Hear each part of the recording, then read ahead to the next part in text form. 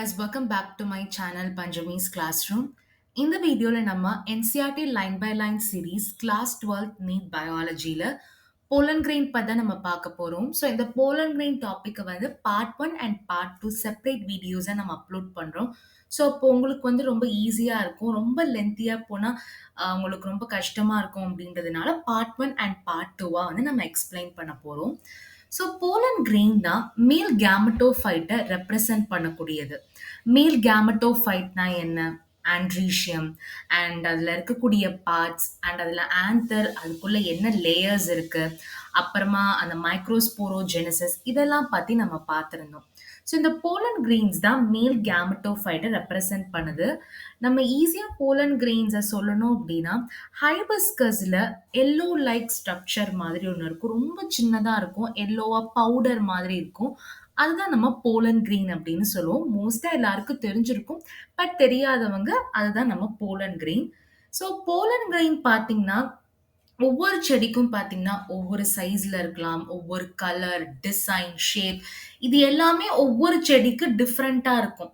இதெல்லாம் பார்த்தீங்கன்னா அவைலபிளா பிக்சர் ரெப்ரசன்டேஷனா கொடுத்துருக்காங்க புக்ல.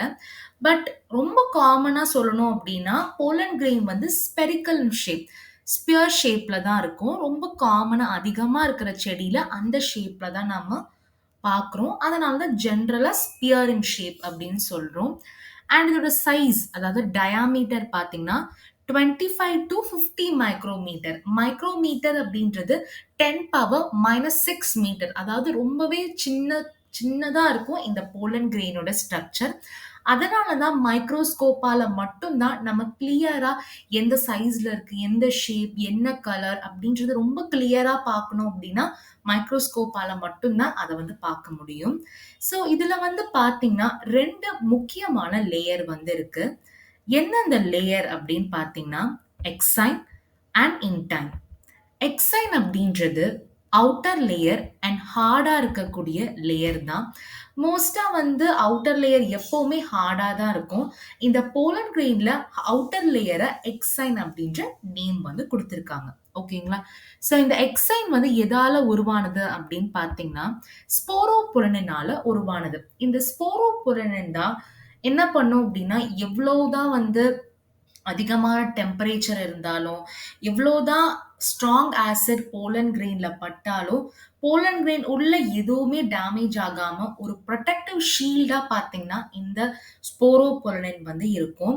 ஸோ ஃபாசில்ஸ் அப்படின்றது என்னன்னா எவ்வளோ வருஷம் ஆனாலும் அந்த பழங்காலத்தை அப்படியே வந்து ரொம்ப பொக்கிஷம் மாதிரி பதுக்கி சேவ் பண்ணி இருக்கக்கூடிய ப்ராடக்ட்ஸ். இவ்வளோ வருஷமா இருந்தாலும் எப்படி இருந்ததோ அந்த ப்ராடக்ட்டை வந்து எக்ஸாமைன் பண்ணி பண்ணுவாங்க. மோஸ்டா வந்து ஆர்கியாலஜிஸ்ட் பண்ணுவாங்க. ஸோ இந்த ஸ்போரோபொலனினால எவ்வளோ வருஷமா இருந்தாலும் அதுல எந்த ஒரு டேமேஜும் இல்லாம ஒரு பாதுகாப்பு கவசமா இந்த ஸ்போரோபொலனின் வந்து இருக்குது. அதனாலதான் எக்ஸைன் வந்து ஒரு ஹார்ட் அவுட்டர் லேயரா வந்து நம்ம கன்சிடர் பண்றோம். ஸோ இது வந்து பாத்தீங்கன்னா இம்பார்ட்டன்டான நீட் எம்சிக்யூ. ஹார்ட் அவுட்டர் லேயர்னா என்ன? எக்ஸைன் அப்படின்னு சொல்லலாம். அண்ட் எதால உருவானது? ஸ்போரோபுல்னின். ஸ்போரோபுல்னின் பார்த்தீங்கன்னா மோஸ்ட் ரெசிஸ்டன்ட் ஆர்கானிக் மெட்டீரியல். அதாவது எல்லாத்தையும் தாங்கக்கூடிய ஒரு சக்தி வந்து பார்த்தீங்கன்னா இந்த ஸ்போரோபுல்னின்ல இருக்கு. எவ்வளோதான் டெம்பரேச்சரா இருந்தாலும், எவ்வளோ ஸ்ட்ராங் ஆசிட் ஆல்கலி பேஸா இருந்தாலும், எந்த ஒரு என்சைமா இருந்தாலும் ஸ்போரோபுலனின் இருக்கிறதுனால அந்த போலன் கிரெயினை எந்த ஒரு டேமேஜும் இல்லாம பாதுகாக்க முடியும். ஓகேங்களா? நெக்ஸ்ட் வந்து இந்த போலன் கிரெயின்ல எக்ஸைன்ல பார்த்தீங்கன்னா இப்போ கன்சிடர் இதுதான் நம்மளோட எக்ஸைன். இந்த வெளியில இருக்கக்கூடிய இந்த ரவுண்டை நம்ம எக்ஸைன் அப்படின்னு எடுத்துக்கலாம். இந்த எக்ஸைன்ல ரொம்ப சின்னதா ஒரு ரவுண்ட் லைக் ஸ்ட்ரக்சர் இருக்கும். இதுதான் வந்து ஜெம் போர் அப்படின்னு சொல்லுவாங்க. அண்ட் இதே டாபிக் வந்து பார்த்தீங்கன்னா நம்ம தமிழ்நாடு சமச்சீர் கல்வி ஸ்டேட் போர்ட் சிலபஸ்ல இதை பத்தி இன்னும் டீட்டெயிலா வந்து சொல்லியிருப்பாங்க. அந்த பிளேலிஸ்டோட லிங்க்கையும் நான் டிஸ்கிரிப்ஷன்ல போஸ்ட் பண்றேன், செக் பண்ணிக்கோங்க. ஸோ இந்த ஜெர்ம் போர்ல பார்த்தீங்கன்னா ஸ்போரோபுலனின் கிடையவே கிடையாது. ஸோ எதுக்கு ஸ்போரோபுலனின் இல்லை அப்படின்னு கேட்டிங்கன்னா இந்த ஜெம் போர்ஸ்க்கு வந்து ஸ்போரோபுலனின் வந்து கிடையாது. அண்ட் நான் முன்னாடியே சொன்ன மாதிரி ஸ்போரோபுலனின் இருக்கிறதுனால போலன் கிரெயின்ஸை ஃபாசிலா வந்து நம்ம ப்ரிசர்வ் பண்ண முடியும். ஸோ இவ்வளவுதான் நம்மளோட எக்ஸைன் பார்ட். ஸோ எக்ஸைன்னா என்ன அண்ட் அது எதால உருவாச்சு, அந்த ஸ்போரோபொலினால என்னெல்லாம் அட்வான்டேஜ் இருக்கு அண்ட் ஜெம் போரை பத்தி நம்ம பார்த்தோம். இப்போ நம்ம இன்னர் வாலா இருக்கக்கூடிய இன்டைனை பத்தி பார்க்கலாம். எக்ஸைன் வந்து பார்த்தீங்கன்னா ஹார்டான அவுட்டர் லேயர் அண்ட் ரொம்ப திக்கா இருக்கக்கூடிய லேயர். சில இடத்துல தான் பார்த்தீங்கன்னா தின்னா இருக்கும். அதாவது அதோட அந்த திக்னஸ் வந்து எல்லா இடத்துலயும் ஒரே மாதிரி இருக்காது. சில இடத்துல பார்த்தீங்கன்னா தின்னா இருக்கும் அண்ட் அந்த தின்னா இருக்கக்கூடிய இடத்துல தான் இந்த ஜெம் போரும் வந்து அட்டாச் ஆகியிருக்கும். அண்ட் அந்த இன்டைன் பார்த்தீங்கன்னா எல்லா இடத்துலயும் ஒரே மாதிரி தான் இருக்கும். ரொம்ப தின்னா இருக்கும். அந்த எல்லா இடத்துலயும் ஒரே மாதிரி இருக்கும்ன்றதான் கன்டினியூஸ் லேயர் அப்படின்னு சொல்லியிருப்பாங்க. இந்த இன்டைன் எதால உருவானது அப்படின்னா செலுலோஸ் அண்ட் பெக்டினால உருவானது தான் இன்டைன்.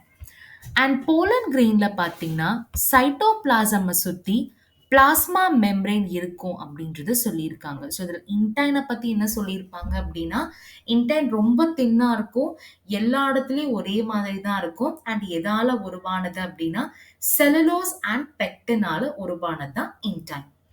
நெக்ஸ்ட் வந்து என்னோட போலன் கிரெயின் மெச்சூர் ஆகும்போது எனக்கு கிடைக்கக்கூடிய 2 செல் தான் vegetative cell and generative cell. இது இம்பார்ட்டண்ட்டான ஒரு NEET MCQ. Pollen grain mature ஆகும்போது என்னெல்லாம் செல்ஸ் இருக்கும் அப்படின்னா vegetative cell and generative cell. So அப்படின்னா என்னன்றது நம்ம பார்க்கலாம். வெஜிடேட்டிவ் செல் வந்து பெருசா இருக்கும் அண்ட் ஃபுட் ரிசர்வ், அதாவது அவங்களோட ஃபுட்டை பாதுகாப்பாக ஸ்டோர் பண்ணி வைக்கிறது யாரு அப்படின்னா இந்த வெஜிடேட்டிவ் செல். இதோட டயக்ராமேட்டிக் ரெப்ரசன்டேஷன் தான் இதுதான் நம்மளோட வெஜிடேட்டிவ் செல். அண்ட் இந்த வெஜிடேட்டிவ் செல் வந்து பெருசா இர்ரெகுலர் ஷேப்டு நியூக்ளியஸ், அதாவது ஒரு ஷேப், ஒரு இப்போ எக்ஸாம்பிள் ஒரு ஓவல் ஷேப் அப்படின்லாம் இல்லாம இர்ரெகுலரா இருக்கும். அதாவது இதுதான் அதோட ஷேப் அப்படின்றத நம்மளால கண்டுபிடிக்க முடியாது. அந்த மாதிரி இருக்கக்கூடிய நியூக்ளியஸ் தான் நம்ம வெஜிடேட்டிவ் செல்ல வந்து இருக்கு. நெக்ஸ்ட் வந்து ஜெனரேட்டிவ் செல். ஜெனரேட்டிவ் செல் வந்து பார்த்தீங்கன்னா சின்னதா இருக்கும் அண்ட் வெஜிடேட்டிவ் செல்லுல இருக்கக்கூடிய சைட்டோபிளாசம்ல ஃப்ளோட் ஆகியிருக்கும். இதுதான் பார்த்தீங்கன்னா சைட்டோபிளாசம். நான் சீனை ரெப்ரசன்ட் பண்றேன். இந்த சைட்டோபிளாசம்ல ரொம்ப சின்னதா மிதந்துட்டு இருக்கிற பார்ட் தான் இந்த ஜெனரேட்டிவ் செல். இந்த ஷேப்பை தான் ஸ்பிண்டில் ஷேப் அப்படின்னு சொல்லுவாங்க. ஸோ ஜெனரேட்டிவ் செல் பார்த்தீங்கன்னா ஸ்பிண்டில் ஷேப் அண்ட் அவங்க கிட்ட பார்த்தீங்கன்னா ஒரு திக்கான சைட்டோபிளாசம் அண்ட் நியூக்ளியஸும் பார்த்தீங்கன்னா இந்த ஜெனரேட்டிவ் செல்ல வந்து இருக்கும். நெக்ஸ்ட் 60% ஆஃப் ஆஞ்சியோஸ்பெர்ம்ல போலன் கிரெயின்ஸ்ல பார்த்தீங்கன்னா இந்த 2 செல்டு ஸ்டேஜ் வந்து பார்த்தீங்கன்னா இருக்கு. அதாவது 60% ஆஞ்சியோஸ்பெர்ம்ஸ்ல போலன் கிரெயின் மெச்சூர் ஆகும்போது 2 செல் கிடைக்கும். இது வந்து மோஸ்ட் ஆஃப் த பிளான்ட்ஸ் பார்த்தீங்கன்னா இதுதான் இருக்கும், vegetative cell and generative sell. But சில ஸ்பீஷீஸ் பார்த்தீங்கன்னா 3 செல்டு ஸ்டேஜாகவும் இருக்கும். அது என்ன 3 செல்டு ஸ்டேஜ் அப்படின்னா என்னோட ஜெனரேட்டிவ் செல் மைட்டாசிஸ் செல் டிவிஷன் மூலமா 2 மேல் கேமெட்ஸ் வந்து எனக்கு ப்ரொவைட் பண்ணும்.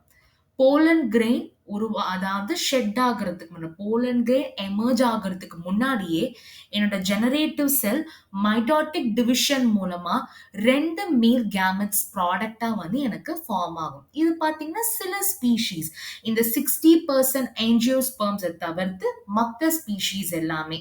அதனால இவங்களை வந்து 3 செல்ட் ஸ்டேஜ் அப்படின்னு சொல்றோம். ஓகேங்களா? மோஸ்ட் ஆஃப் அதாவது 60% ஆஃப் ஆஞ்சியோஸ்பெர்ம்ஸ் பார்த்தீங்கன்னா 2 செல் ஸ்டேஜ் தான். அதை தவிர்த்து மற்ற ஸ்பீஷீஸ் எல்லாமே 3 செல் ஸ்டேஜ். அந்த 3 செல் ஸ்டேஜ் ஏன்னு சொல்றோம்னா என்னோட ஜெனரேட்டிவ் செல் மைட்டாட்டிக் செல் டிவிஷன் மூலமா எனக்கு 2 மேல் கேமெட் ப்ராடக்டா வந்து ஃபார்ம் ஆகுது. அதனால நம்ம அதை 3 செல் ஸ்டேஜ் அப்படின்றத நம்ம சொல்றோம். ஸோ இதுதான் வந்து நம்மளோட போலன் கிரெயினோட பார்ட் 1 வீடியோ. ஸோ போலன் கிரெயின்னா என்ன அண்ட் அதோட outer layer exine, inner layer intine, 2 cell stage, 3 cell stage அப்படின்னு என்னன்றதை நம்ம பார்த்தோம். நெக்ஸ்ட் வீடியோவில் போலன் கிரெயினோட ரிமைனிங் டாபிக்ஸை நம்ம கவர் பண்ணலாம். இந்த டாபிக்ல ஏதாவது டவுட் இருந்ததுன்னா மறக்காம கமெண்ட் செக்ஷன்ல போஸ்ட் பண்ணுங்க. இந்த வீடியோ உங்களுக்கு பிடிச்சிருந்தா லைக் பண்ணுங்க, உங்க ஃப்ரெண்ட்ஸ்க்கு ஷேர் பண்ணுங்க அண்ட் மறக்காம பஞ்சமிஸ் கிளாஸ் ரூம் சேனலை சப்ஸ்கிரைப் பண்ணுங்க. தேங்க்யூ.